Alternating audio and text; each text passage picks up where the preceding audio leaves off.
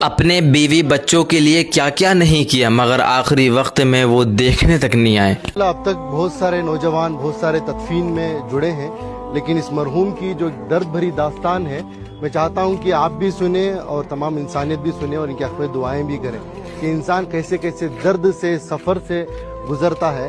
جب یہ اچھا کماتے تھے، کیرلا میں رہتے تھے، سعودی کو گئے تھے، سعودی کو جا کر 90s کی بات کر رہا ہوں، اس وقت پر ان کی سیلری 30,000 روپے تھی۔ 30,000 روپے کما کر اپنے بیوی بچوں کو انڈیا دے کر بھیجتے تھے، بچوں کو قابل بھی بنایا۔ ہم تو بار بار سنتے ہیں کہ ماں بچے کو پیٹ میں 9 مہینے پالتی ہے، لیکن باپ ذہن میں زندگی بھر پالتا ہے، اپنے اولاد کے لیے کچھ بھی قربانی دے دیتا ہے۔ لیکن جب باپ کے پاس پیسہ آیا، یعنی اس مرحوم کے پاس، شمس الدین صاحب کے پاس، تو انہوں نے بیوی بچوں کو سعودی کو بلا لیا۔ سعودی کو جب بلا لیا تو ان کو بھی، یعنی ان کے وائف کو بھی جاب پہ لگایا گیا۔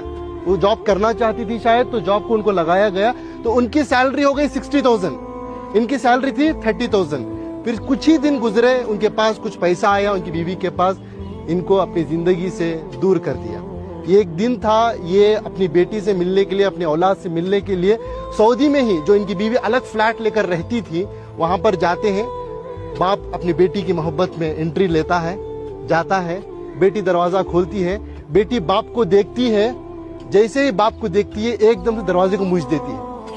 ایک تماچے کی طرح اس مرحوم کے چہرے پر پڑا۔ یہ میں نہیں کہہ رہا ہوں، یہ ان کی خود کی زبانی ہے، مرنے سے پہلے کچھ دن پہلے انہوں نے اس واقعے کو بتایا ہے۔ اس کے گواہ ہمارے عنایت صاحب ہے، کہاں ہے؟ ہاں، یہ ہے۔ یہ بتا یہ رہے ہیں کہ سعودی سے دل دکھنے کے بعد، درد ملنے کے بعد بنگلور کے ایک ٹاپ ایریا میں ایک بلڈنگ میں ایک مینیجر کے طور پر کام کرتے تھے۔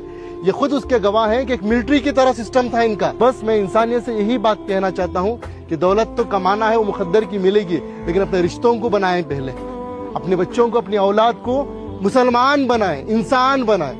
آج پتا چلا کہ ان کی اولاد امریکہ میں ہے، USA میں ہے، لاکھوں کے روپے کما رہے ہیں، لیکن افسوس کی بات، دولت تو دولت ہے ان کے پاس، باپ کے جنازے کو آنے کی توفیق تک نہیں ہوئی۔